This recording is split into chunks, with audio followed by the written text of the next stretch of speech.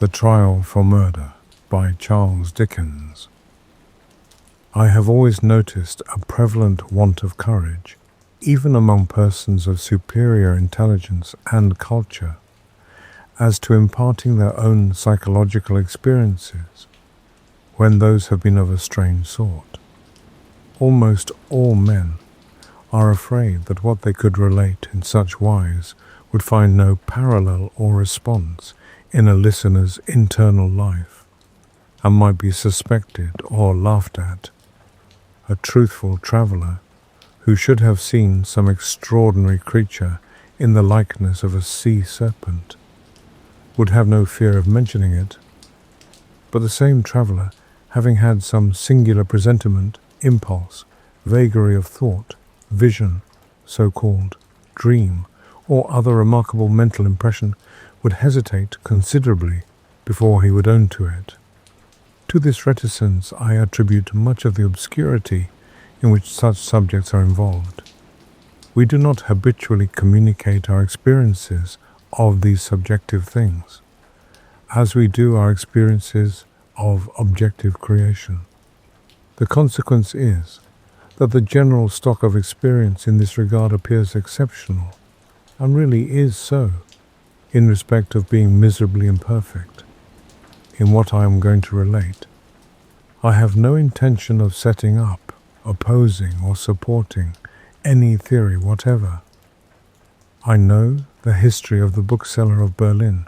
I have studied the case of the wife of a late astronomer royal, as related by Sir David Brewster, and I have followed the minutest details of a much more remarkable case of spectral illusion occurring within my private circle of friends. It may be necessary to state as to this last, that the sufferer, a lady, was in no degree, however distant, related to me. A mistaken assumption on that head might suggest an explanation of a part of my own case, but only a part, which would be wholly without foundation. It cannot be referred to my inheritance of any developed peculiarity, nor had I ever before any at all similar experience, nor have I ever had any at all similar experience since. It does not signify how many years ago, or how few, a certain murder was committed in England, which attracted great attention. We hear more than enough of murderers as they rise in succession to their atrocious eminence, and I would bury the memory of this particular brute, if I could, as his body was buried, in Newgate Jail. I purposely abstained from giving any direct clue to the criminal's individuality. When the murder was first discovered, no suspicion fell. Or I ought rather to say, for I cannot be too precise in my facts, it was nowhere publicly hinted that any suspicion fell on the man who was afterwards brought to trial, as no reference was at that time made to him in the newspapers. It is obviously impossible that any description of him can at that time have been given in the newspapers. It is essential that this fact be remembered. Unfolding at breakfast my morning paper, containing the account of the first discovery, I found it to be deeply interesting, and I read it with close attention. I read it twice, if not 3 times. The discovery had been made in a bedroom, and when I laid down the paper, I was aware of a flash, rush, flow. I do not know what to call it. No word I can find is satisfactorily descriptive, in which I seemed to see that bedroom passing through my room, like a picture impossibly painted on a running river. Though almost instantaneous in its passing, it was perfectly clear. So clear that I distinctly, and with a sense of relief, observed the absence of the dead body from the bed. It was in no romantic place that I had this curious sensation, but in chambers in Piccadilly, very near to the corner of St. James's Street. It was entirely new to me. I was in my easy chair at the moment, and the sensation was accompanied with a peculiar shiver which started the chair from its position. But it is to be noted that the chair ran easily on casters.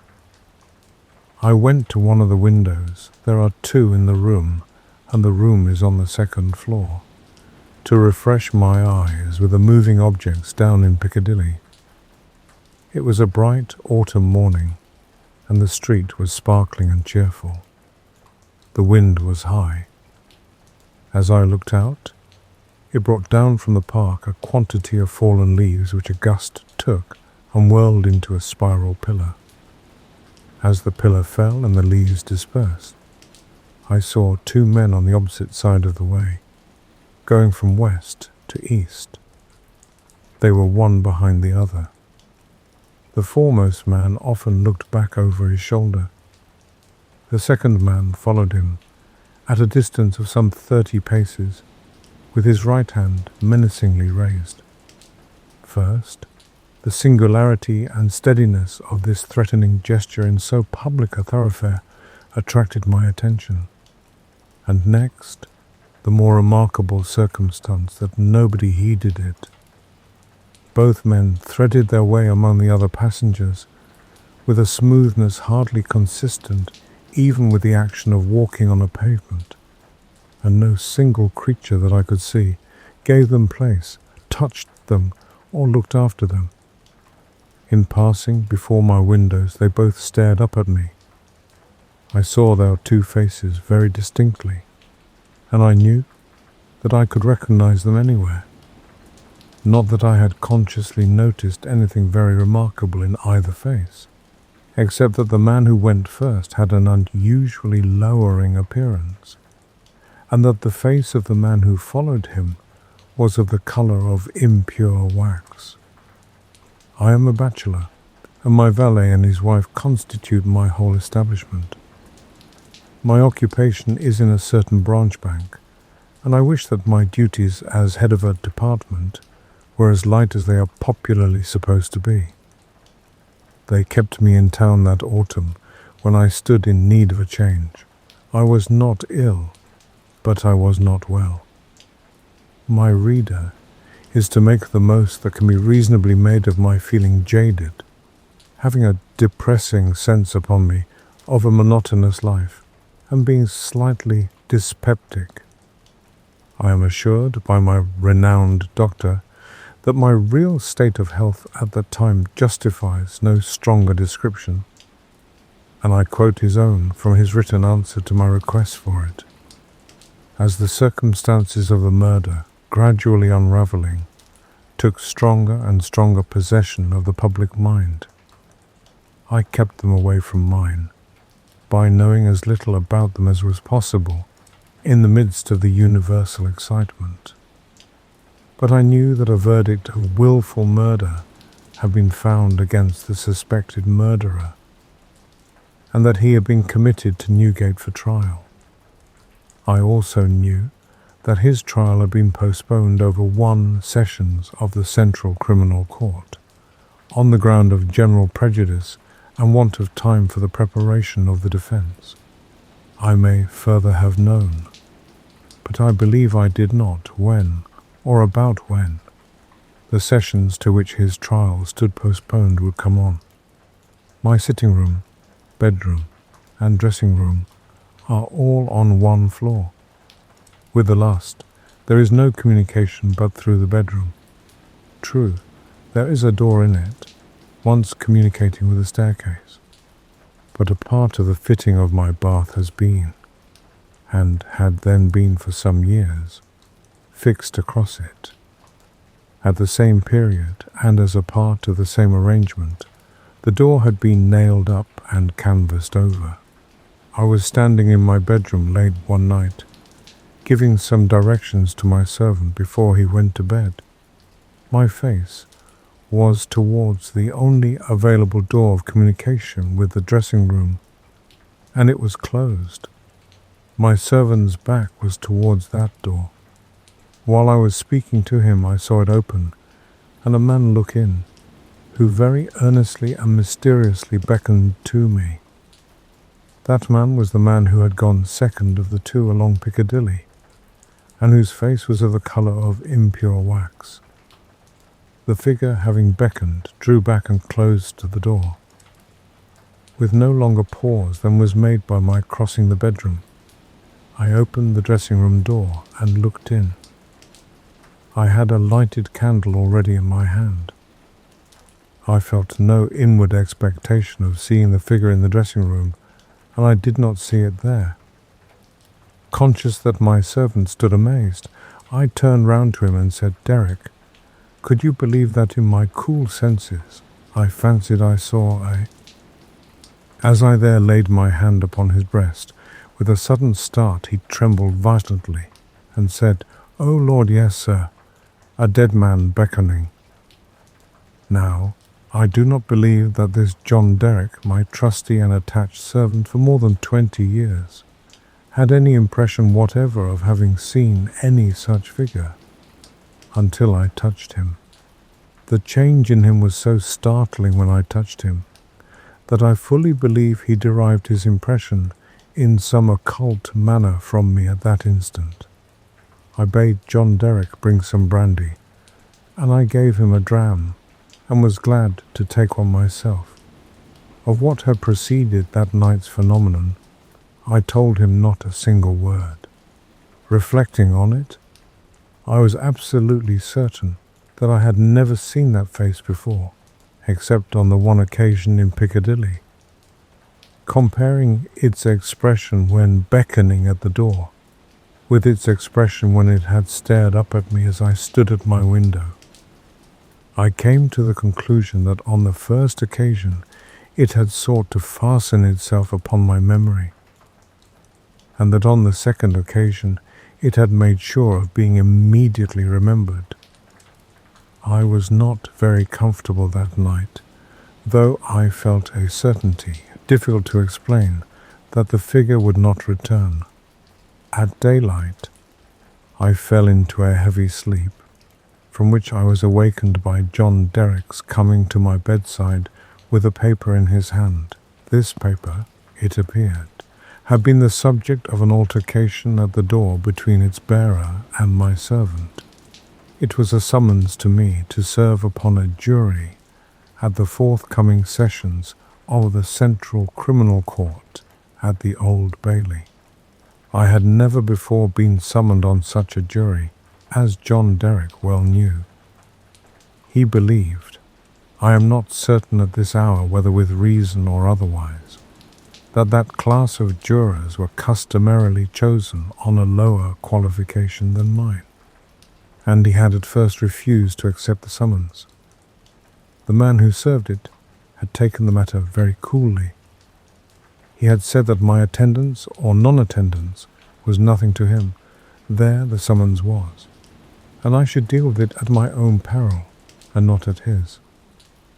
For a day or two I was undecided whether to respond to this call or take no notice of it. I was not conscious of the slightest mysterious bias, influence, or attraction, one way or other. Of that I am as strictly sure as of every other statement that I make here. Ultimately, I decided, as a break in the monotony of my life, that I would go. The appointed morning was a raw morning in the month of November. There was a dense brown fog in Piccadilly, and it became positively black, and in the last degree oppressive east of Temple Bar.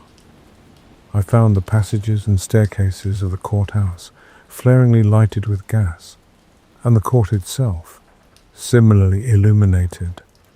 I think that until I was conducted by officers into the old court, and saw its crowded state, I did not know that the murderer was to be tried that day.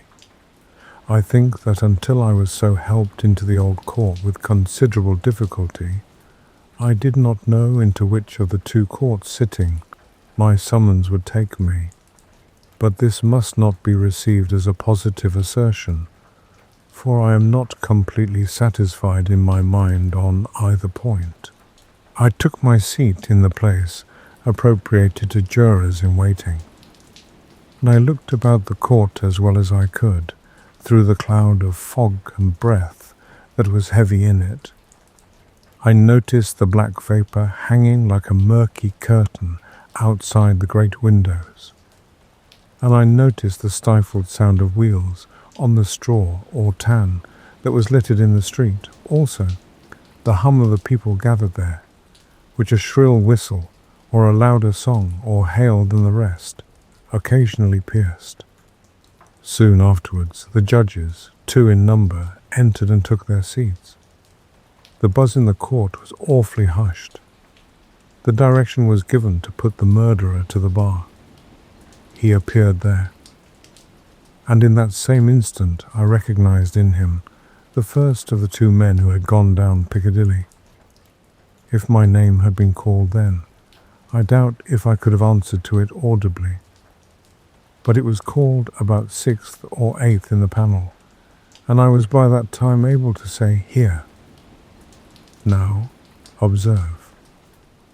As I stepped into the box, the prisoner, who had been looking on attentively but with no sign of concern, became violently agitated and beckoned to his attorney. The prisoner's wish to challenge me was so manifest that it occasioned a pause, during which the attorney, with his hand upon the dock, whispered with his client and shook his head. I afterwards had it from that gentleman that the prisoner's first affrighted words to him were, "At all hazards challenge that man," but that as he would give no reason for it, and admitted that he had not even known my name until he heard it called, and I appeared, it was not done, both on the ground already explained, that I wished to avoid reviving the unwholesome memory of that murderer, and also because a detailed account of his long trial is by no means indispensable to my narrative. I shall confine myself closely to such incidents in the 10 days and nights during which we, the jury, were kept together, as directly bear on my own curious personal experience. It is in that, and not in the murderer, that I seek to interest my reader. It is to that, and not to a page of the Newgate calendar, that I beg attention. I was chosen foreman of the jury. On the 2nd morning of the trial, after evidence had been taken for 2 hours, I heard the church clock strike. Happening to cast my eyes over my brother jurymen, I found an inexplicable difficulty in counting them. I counted them several times, yet always with the same difficulty. In short, I made them 1 too many. I touched the brother juryman whose place was next to me, and I whispered to him, "Oblige me by counting us." He looked surprised by the request, but turned his head and counted. "Why," says he, suddenly, "we are 30, but no, it's not possible. No, we are 12. According to my counting that day, we were always right in detail, but in the gross we were always 1 too many. There was no appearance, no figure to account for it. But I had now an inward foreshadowing of the figure that was surely coming. The jury were housed at the London Tavern. We all slept in one large room on separate tables, and we were constantly in the charge and under the eye of the officer sworn to hold us in safe keeping. I see no reason for suppressing the real name of that officer. He was intelligent, highly polite and obliging, and, I was glad to hear, much respected in the city. He had an agreeable presence, good eyes, enviable black whiskers, and a fine, sonorous voice. His name was Mr. Harker. When we turned into our 12 beds at night, Mr. Harker's bed was drawn across the door. On the night of the 2nd day, not being disposed to lie down, and seeing Mr. Harker sitting on his bed, I went and sat beside him, and offered him a pinch of snuff.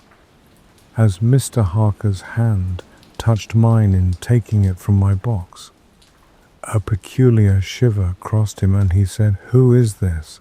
Following Mr. Harker's eyes and looking along the room, I saw again the figure I expected, the second of the two men who had gone down Piccadilly. I rose and advanced a few steps, then stopped and looked round at Mr. Harker.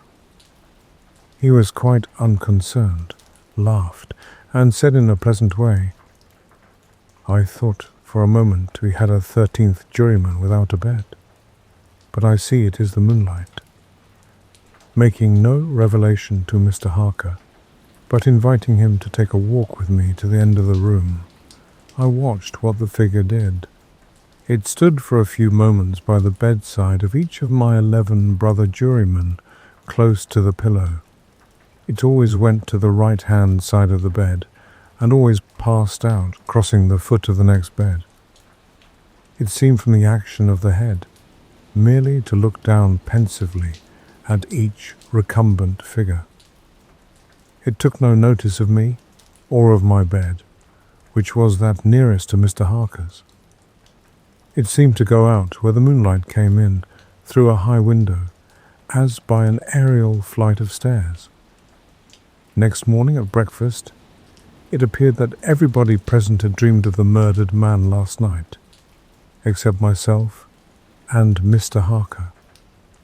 I now felt as convinced that the second man who had gone down Piccadilly was the murdered man, so to speak, as if it had been borne into my comprehension by his immediate testimony.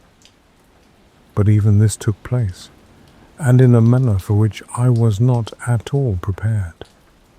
On the 5th day of the trial, when the case for the prosecution was drawing to a close, a miniature of the murdered man missing from his bedroom upon the discovery of the deed, and afterwards found in a hiding place where the murderer had been seen digging, was put in evidence. Having been identified by the witness under examination, it was handed up to the bench, and thence handed down to be inspected by the jury.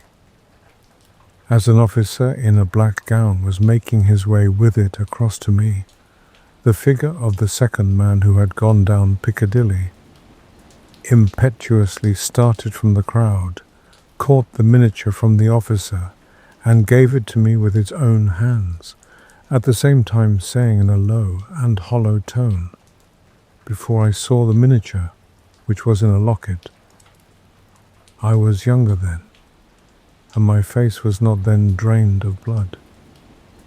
It also came between me and the brother juryman to whom I would have given the miniature, and between him and the brother juryman to whom he would have given it, and so passed it on through the whole of our number, and back into my possession. Not one of them, however, detected this.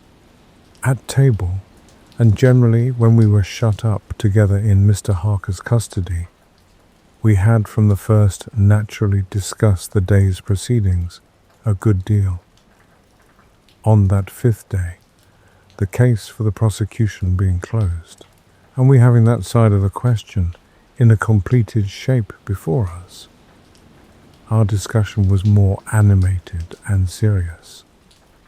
Among our number was a vestryman, the densest idiot I have ever seen at large, who met the plainest evidence with the most preposterous objections, and who was sided with by 2 flabby parochial parasites, all the 3 empanelled from a district so delivered over to fever that they ought to have been upon their own trial for 500 murders. When these mischievous blockheads were at their loudest, which was towards midnight while some of us were already preparing for bed, I again saw the murdered man. He stood grimly behind them, beckoning to me. On my going towards them and striking into the conversation, he immediately retired. This was the beginning of a separate series of appearances confined to that long room in which we were confined. Whenever a knot of my brother jurymen laid their heads together, I saw the head of the murdered man among theirs. Whenever their comparison of notes was going against him, he would solemnly and irresistibly beckon to me. It will be borne in mind that down to the production of the miniature on the 5th day of the trial, I had never seen the appearance in court. 3 changes occurred, now that we entered on the case for the defense. 2 of them I will mention together first. The figure was now in court continually, and it never there addressed itself to me, but always to the person who was speaking at the time. For instance, the throat of the murdered man had been cut straight across. In the opening speech for the defense, it was suggested that the deceased might have cut his own throat. At that very moment, the figure with its throat in the dreadful condition referred to, this it had concealed before, stood at the speaker's elbow, motioning across and across its windpipe, now with the right hand, now with the left, vigorously suggesting to the speaker himself the impossibility of such a wound having been self-inflicted by either hand.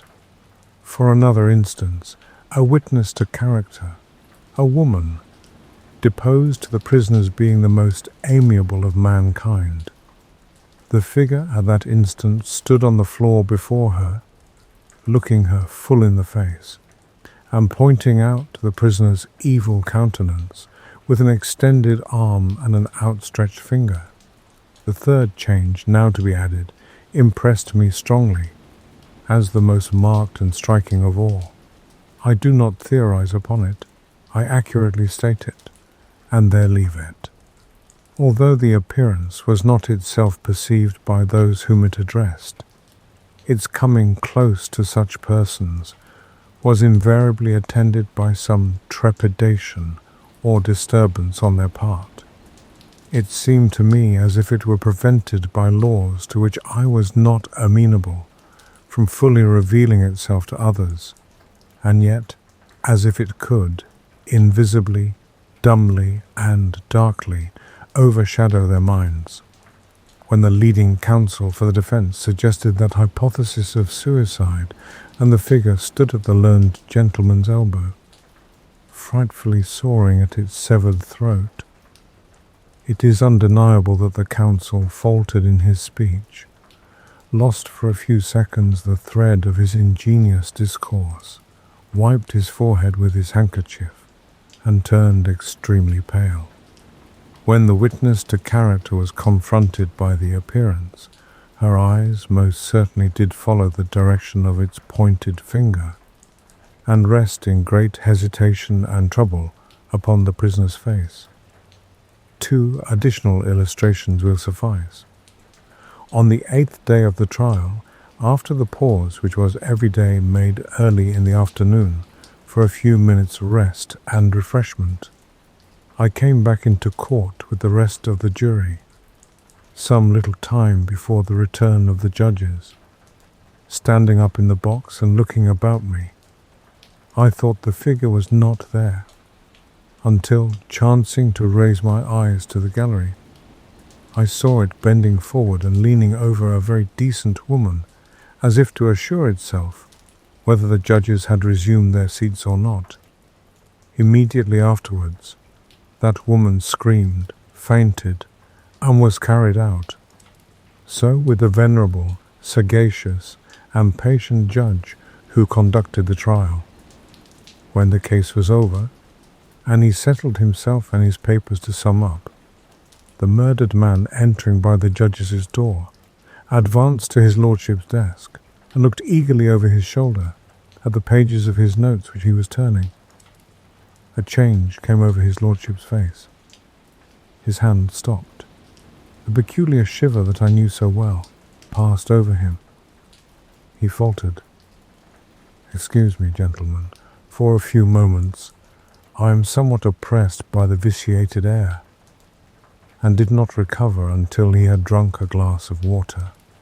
Through all the monotony of 6 of those interminable 10 days, the same judges and others on the bench, the same murderer in the dock, the same lawyers at the table, the same tones of question and answer rising to the roof of the court, the same scratching of the judge's pen, the same ushers going in and out, the same lights kindled at the same hour when there had been any natural light of day, the same foggy curtain outside the great windows when it was foggy, the same rain pattering and dripping when it was rainy, the same footmarks of turnkeys and prisoner day after day on the same sawdust, the same keys locking and unlocking the same heavy doors.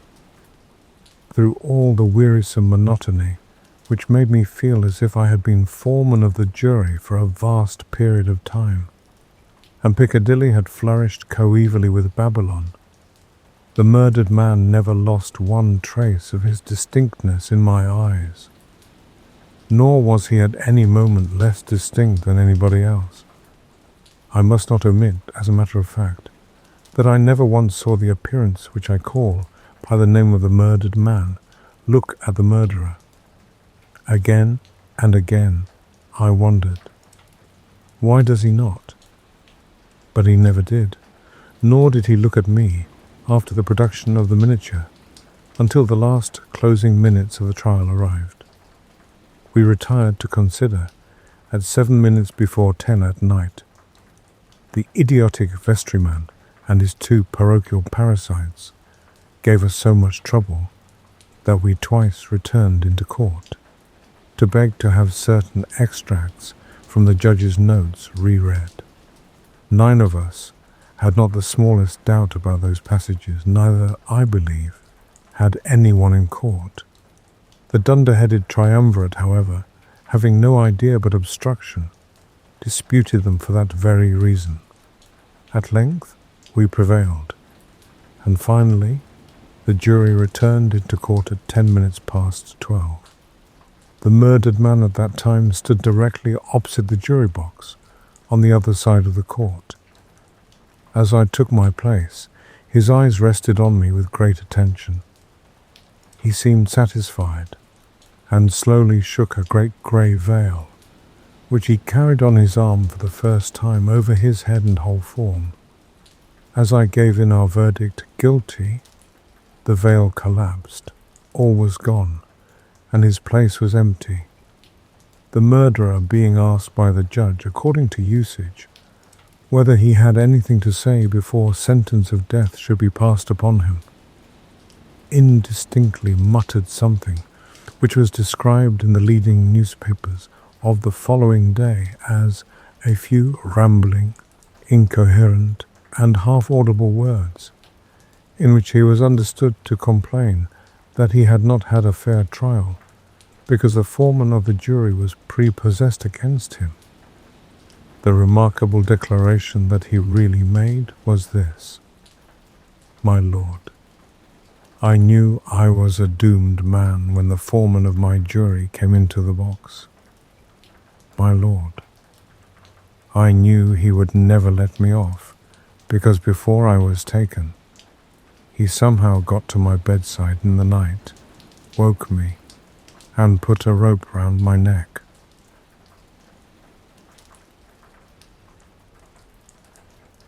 The Lawyer and the Ghost by Charles Dickens. I knew a man 40 years ago who took an old, damp, and rotten set of chambers in one of the most ancient inns that had been shut up and empty for years and years before. There were lots of stories about the place, and it was certainly far from being a cheerful one. But he was poor, and the rooms were cheap, and that would have been quite a sufficient reason if they had been 10 times worse than they really were.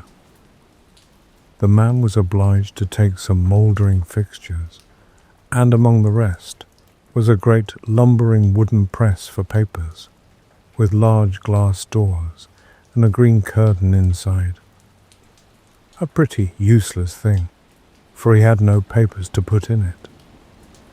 And as to his clothes, he carried them about with him, and that wasn't very hard work either.